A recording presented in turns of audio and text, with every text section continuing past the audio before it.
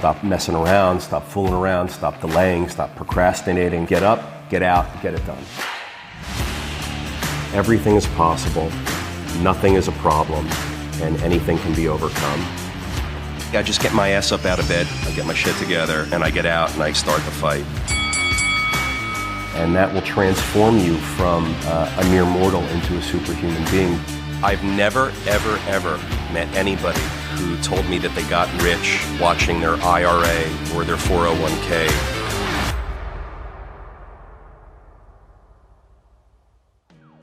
Welcome to the Daily Cash Flow. My name is George Robson. I'm Peter Siegel. Peter, I was always told to put my money in the bank growing up. You and everybody else.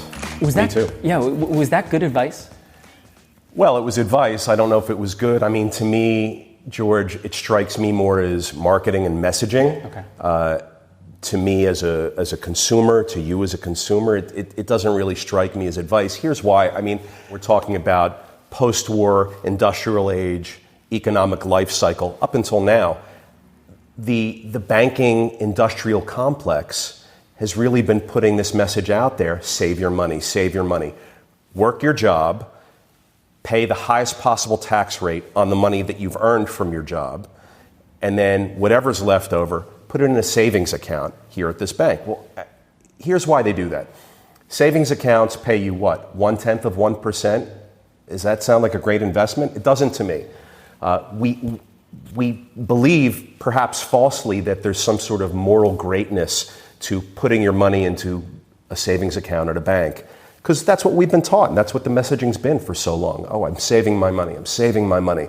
And there's this aura of, I'm doing the right thing, I'm saving my money. Well, are you doing the right thing? I mean, we have, as individuals, each of us has a finite amount of money in which to work with our entire lives. For some of us, it's a lot of money that we have to work with, and for most of us, it's really not that much. And we have to make the right decisions in our time to grow and succeed and have that money turn into something for ourselves and for our families. Putting it into the bank is such an odd concept. I mean, what happens when you put money into a bank? They don't save your money like they're telling us to save money. They turn around and they invest it. They put it out on the street. They invest in making real estate loans to the community of real estate owners out there. They invest it in making asset-backed loans to business owners and retailers that carry large amounts of inventory on their balance sheets, which that inventory is financeable. They invest it in making home mortgages and charge you 3.5%, 4% for your home mortgage. So they're paying you 0.1 of 1% on your deposits and turning around and taking your money and then lending it back to you to buy your house at a 4% mortgage. I mean, are you kidding me? It's funny that the banks call themselves the lenders in this case, because I sort of feel like when I put my money in a savings account, I'm lending my money to the bank. And they're turning around and investing it. And George, we've talked here before about how you want to use whatever money you have, make the best possible investments for you, and perhaps those moments when you take on debt in life, you really only want to be taking on debt to buy property, plant, or equipment that can be invested to earn you positive cash flow. So why do the banks get to be the ones that do that, but we as individuals have to just put our hard-earned and highly taxed dollars into a savings account to enable them to do that? I mean, it makes no sense to me. Guys, you got to get your money out of the banks. Sure, it's a pandemic now, and we've seen now more than ever we have to have 3, 4, 5, 6, 8 months, whatever it is, of monthly expenses in a bank account. Okay, but beyond that, get your money out of the banks because it's not doing you any good. Where are you going to put it? Well, that's a whole nother bit of discussion that we can have, and I think we're going to have it.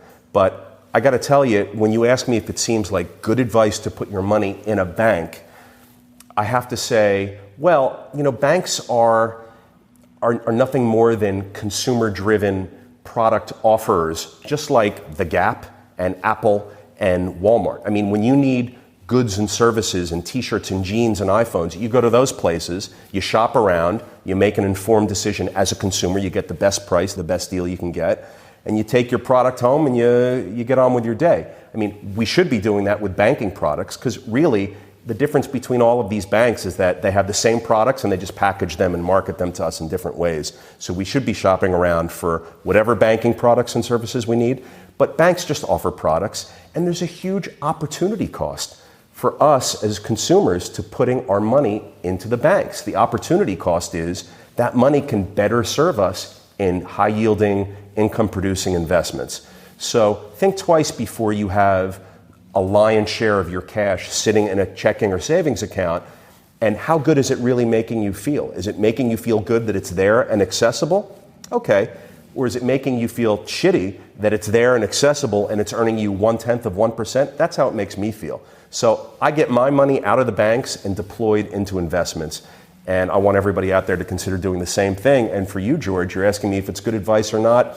It sounds more like marketing and messaging to me from the banking industrial complex, for sure. All right. We've spoken about the importance of relationships and kind of cutting through the white noise quite a bit here on the podcast. Relationships are everything, in business, not in business. Yeah, I feel like everything comes down to either relationship or execution or a combination of both. Yeah, sure. Are there a few examples that you could give of ways that you've stood out and kind of built relationships with either investors or clients or just people in general? Thank you. I appreciate that question. I mean, that's what I've tried to do my whole life once I learned that was actually something that I should focus on. But even as a kid, I picked up on the value of relationships and doing unique things within those relationships to build them and create those bonds. I remember working at my dad's store as a kid and finally graduating from the gift wrapping department in the back to the service desk out front on the main floor. It was a very exciting time for me, but I was very young. And during school breaks, I would work the service desk. And there was one Christmas break that I remember where a young woman came in the store. She needed some sales help. All the salespeople were busy. I was at the service desk. I had nothing going on. So I approached her, said, "May I help you? Is there something you're looking for?" And she said, "Well, my dad loves Swiss Army knives. It's Christmas coming up. I'd love to get him something that's really cool and unique. Can you get it for me today and have it engraved and delivered tomorrow?" And I'm going, oh my God. Granted, this is 40 years ago. There was no delivery. We don't deliver, and how am I going to get it engraved? It's such a backlog with the guy who engraves the stuff. And all I could think of was to say to her, yes, absolutely, we'll make this work. I showed her some really cool Swiss Army knives that were in sterling silver, that had some different appointments to them. And she chose one, and it wasn't a very expensive sale that I made to her, but it was so important, and here's why. It was, maybe a $40 gift that she got for her dad. I got it engraved in like 4 seconds. I had it gift wrapped, and I had it delivered to her house that night before the store closed. So, I put such a rush on this. I moved mountains, and it was a silly thing to try and move mountains for, seemingly, because you had all these other important sales going on. The holiday time, people are buying expensive gifts for their loved ones and family and whatever's happening. A $40 sale, who would prioritize a $40 sale? Well, I knew and I learned at a very young age that prioritizing the little things and executing on them as if they're big things was a huge, huge thing. And I'll never forget what happened. So I had the knife delivered. I had it all boxed up and delivered. I was the one that delivered it. The next week, I come into the store. The whole sales team and staff is out there, and everyone's patting me on the back and applauding me. And I'm looking around like, what's going on? What happened is that the young woman who bought the watch wrote this huge, beautiful handwritten card to the store. She sent it to the store, referenced me by name, and said, "I can't believe it. I was so stressed out. I was late for buying this gift. And Peter found me the right thing, but more than that, he got it engraved when there was a 3-week wait, and he had it delivered when I couldn't come back to pick it up so that I could give it to my dad." It was this huge thank you note. So it was meaningful for a few reasons. One, I took the time to move those mountains and deliver her what she needed and what she wanted when she had no expectation of that happening. I think I blew her away. And number two, she blew me away. She writes back this handwritten note, goes into elaborate detail about expressing her gratitude. She mentions me by name. She sends it to the store. Everyone else saw it. It achieved so much. First of all, I had a smile from ear to ear for weeks. I felt like I really did the right thing. I had a win. It was such a small thing, but I knew the magnitude of it. I mean, for someone to take the time to write this out by hand and to say thank you was really tremendous. But also I saw that the other people in the store who read the card and read the thank you note and saw all of that gratitude in there, I mean, they were really pumped by it. And they were like, wow, this is clearly the right way to do it. Let's do that. And it really set the stage for how I tried to approach so many things in life, with my personal relationships, with business relationships. So we're in this pandemic now. In early April, I thought, what am I going to do? I mean, I have to take action on so many things with my team, with my investments, with investors, with people that I communicate with, my contractors and vendors and suppliers. I mean, I need to be in touch. What's going to be the messaging? What's going to be my effort? And I thought, what can I do? I have X amount of investors. What can I do for them that's going to be valuable? How can I add value and provide value to them during a pandemic? They're sitting at home just like I'm sitting at home. What can I do? And I remembered that as a kid in summer camp, I loved getting care packages from my mom and dad. They'd send me comic books and, candy and t-shirts and stuff like that in a care package. You open it up in camp, everyone gathers around, they look, it's like, boom, you get a bunch of stuff. It wasn't expensive, it wasn't elaborate, just candy and gum and t-shirts and comic books, and you're off to the races with happiness, right? So I remembered that. And so what I did was I created a care package, a COVID-19 care package, and sent it out to each and every investor with a handwritten note. Dear Jane, dear John, I hope you're doing well. I know it's a very difficult time. I know you're at home. I was thinking about you. I'm so grateful for our relationship, our business relationship. I'm so grateful that you've invested with me. I hope that you've enjoyed the fruits of your investment with me. And here are some things to help you get through this crazy, difficult time. And in the care package box were some organic snacks and a little handmade notebook and some other unique gift items that weren't very expensive, but they were very curated and packaged together the right Carefully way. chosen, yeah. Had a great look and great feel to it. And I wrote this handwritten card to them, each and every one of them. The response that I got back was just tremendous for me. First of all, I felt so great. Everyone called me or wrote me and said, thank you so much. I really appreciate it. I'm so psyched that you were thinking about me. It's so nice that you did this. So that's always nice to hear. But aside from that, what we're doing here is building the bond, building the relationship, affirming the relationship. I mean, what investor invests money with someone and then gets care packages and a handwritten note? The answer is not many investors get those things. So I can promise you guys that down the road, when the success of the investment becomes sort of regular in their minds and they just sort of expect their checks to come on a regular basis, which they do. The thing that they're going to remember about Peter Siegel is that Peter Siegel's an incredible guy because he put together these care packages and he sent me one and he wrote me a handwritten card. They're not going to forget that. What are the opportunities that you have to send an awesome bouquet of flowers with a handwritten note? Birthdays, other holidays, life events, happy moments in lives. I mean, whether it's a business relationship or personal relationship, these things are happening, right? Marriages, weddings, kids, grandkids. Take the time out, spend the $100, the $50, the $20, whatever it is. And if you send an awesome little thing of flowers with a handwritten note, congratulations on your graduation, congratulations on your kids' graduation. I'm so psyched that you guys are finally sold your home and you're moving to your dream vacation spot to live out the rest of your life. Whatever it is, when you show that thought and these people in your life receive this gift and this card, I mean, it's an inexpensive gift and card. That's not the point.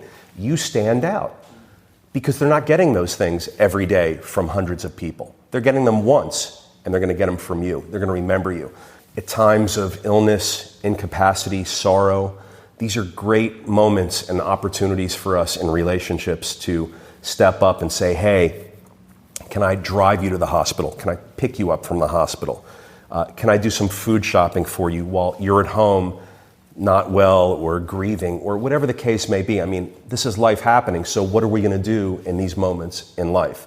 Other things, Georgia, that I can think of are when a dear friend of yours has a kid that's new to your hometown or your city, maybe for college or school or something like that, a summer program. Reach out to your friend and say, hey, I'm here, your kid's just moving here, use me as your local resource. Use me as your get out of jail free card. I'm here. Your kid needs anything, wants anything, has trouble with anything, I'm the person they should be calling. You're off in California, but I'm here in New York, so let me be the local resource for your son or daughter who's here in New York. And those few times that I was able to do that for my friends who had their family members or kids in New York, it was really a powerful relationship builder. And I know that they really appreciated it. And I felt great being able to have that bond with them. Just to be there and to show up. I mean, you're standing out, you're being different. And these are important things to do. And we have to seek out these opportunities. And they're there in front of us every day. And it's our job to see them and to do something about it. Otherwise, we're just going to have normal, blending in, white, noisy relationships, days, months, years. It's all going to blend together. So when you want to stand out, seek these unique moments to be different and stand out. What I hear you saying as you describe some of these things is that they're simple to do seemingly, but there's still an extra effort outside of your normal life. George, let me ask you this. Yeah. How many handwritten notes have you received in the past year? Exactly, maybe 2. 3. Maybe 2? Yeah. That's a lot. Yeah. So let me ask you guys out there in viewer world, how many handwritten notes have you received from people in the past year? Other than your birthday, a birthday card, right? Other than that. Right. Yeah, and so right. when you think about that, even if it's not an economic cost, the time cost is tremendously valuable, and it's huge. And people acknowledge that, and people can feel that. Look, everybody in business. Now let's talk about business. Yeah. Everybody in business gets an email with the email containing content that's trying to sell you, right? Everybody in business gets a phone call or some sort of other pitch, the sales pitch day in and day out. But in business, do you ever get handwritten cards saying, look, I'd love to meet you. I'd love to have a meeting with you. I know you're busy. Here's my cell phone number. Here's a picture of me. I don't know. What you got to gear your content in the card towards the circumstance and the person you're sending the card to. But I promise you that in business, people don't get handwritten cards.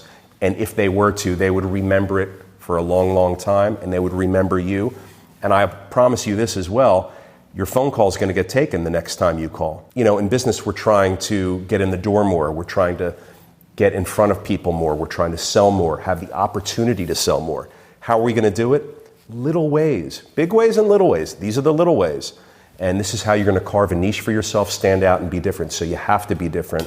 And, I love writing handwritten cards to people. I love getting them myself. I know how I feel when I get a handwritten card from someone. So why wouldn't I immediately recognize how I feel and then turn around and do something similar for someone else?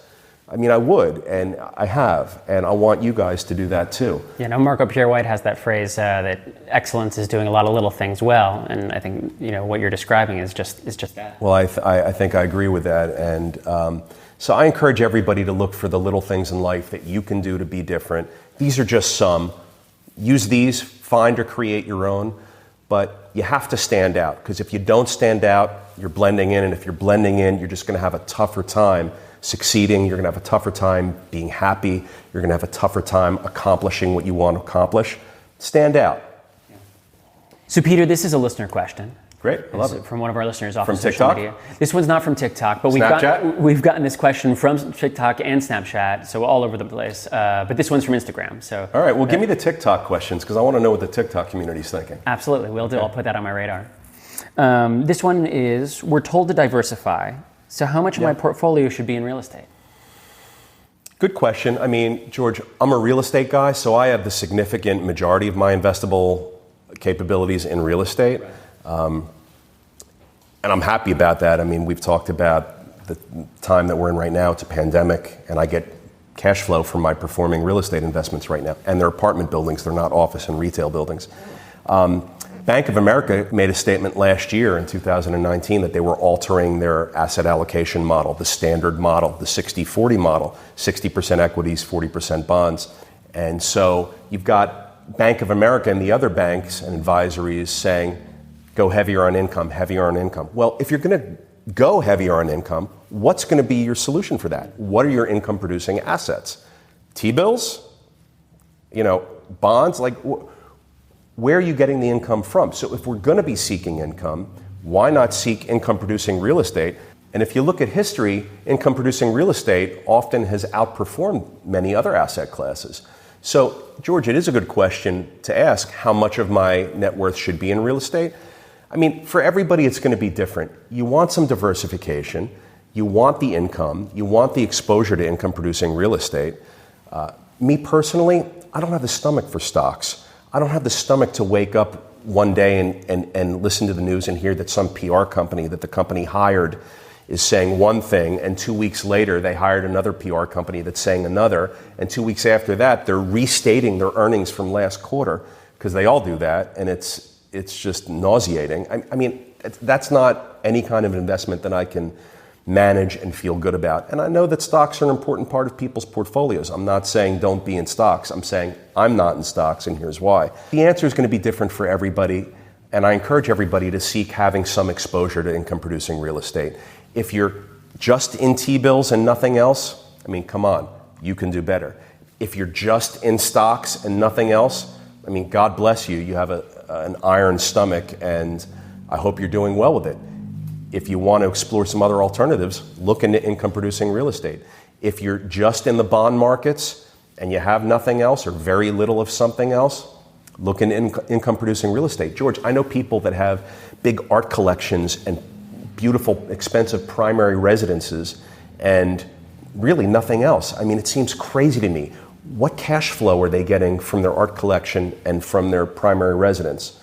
I mean, none. And these are high net worth, successful, informed, educated people.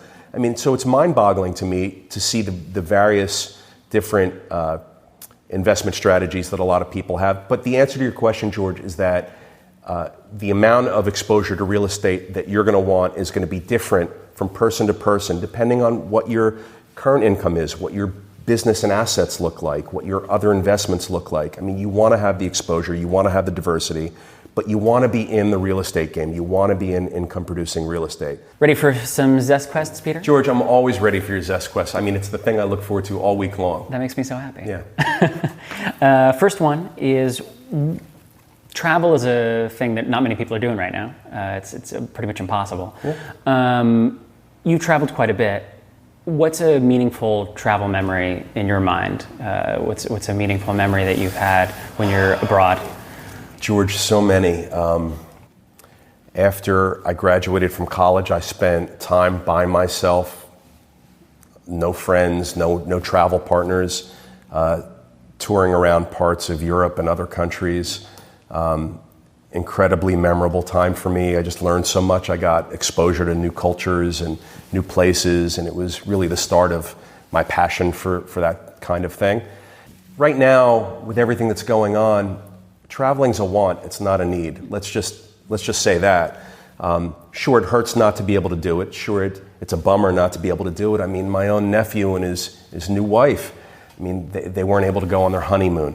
And they're bummed, and they're trying to figure out what to do, and it's a bummer for so many people. But you'll travel again one day soon. We all will, and make it a happy, memorable moment. I mean, I've loved. I'm glad you asked me this question, George. I mean, there's so many things I could talk about. I remember one of the first conversations you and I had was about the Berlin Wall and about your trip there. I saw the Pink Floyd The Wall concert in Berlin when the Berlin Wall was coming down. It was July 21st, 1990. I was at Checkpoint Charlie, and I was at the Berlin Wall when the wall was being taken down, and I was given a hammer and chisel by a complete stranger. Walked right up to me, said, "Here you go," gave me a hammer and chisel, and I said, "Whoa." And I just, I started chiseling away at the wall. It was metaphorical. It was, when you're young, you have these idealistic mindsets. It was great to be a part of that, and I've never forgotten that as well. I mean, it was very meaningful,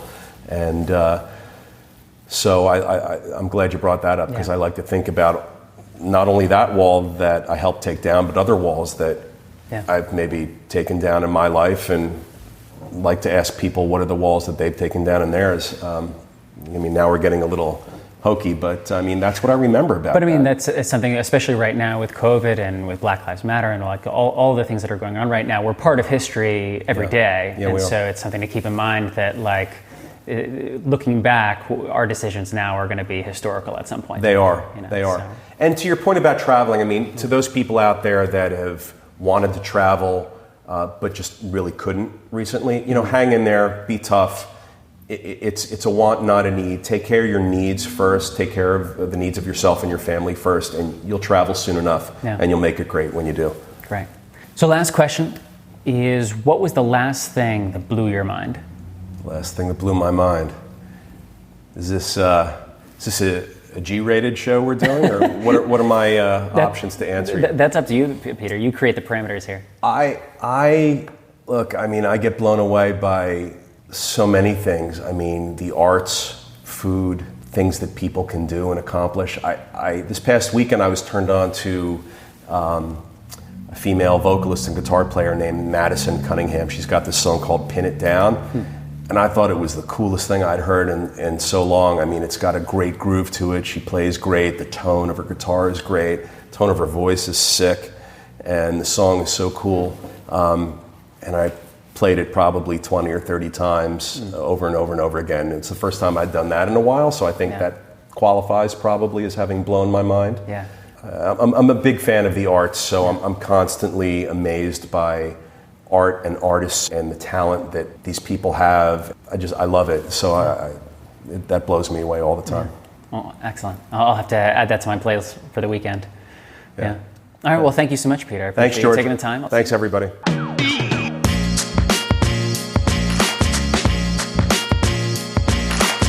If you like what you just heard, you can subscribe to The Daily Cash Flow on iTunes or wherever you listen to podcasts. And we'd love it if you left us a review.